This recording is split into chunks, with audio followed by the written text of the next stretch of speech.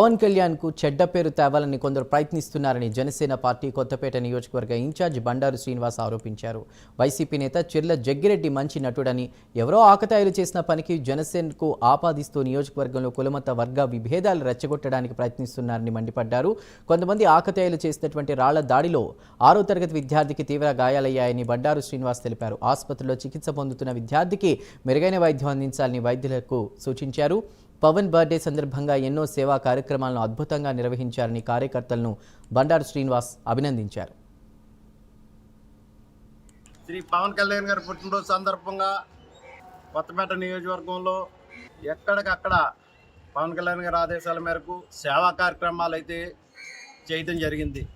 ప్రతి మండలంలో రక్తదాన శిబిరాలు కానీ, అన్నదానం కానీ, వస్త్రదానం కానీ,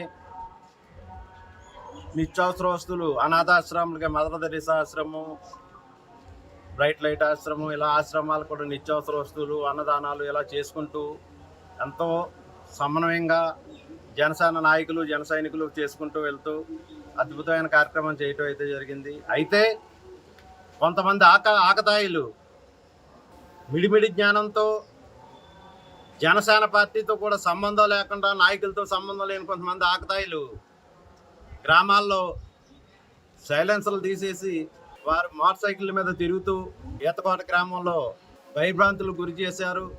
పాపం ఒక చిన్న పాపకి స్కూల్ నుంచి వెళ్తూ ఉంటే పాపకు కూడా వాళ్ళది అక్కడ లోకల్గా గొడవ పెట్టుకుని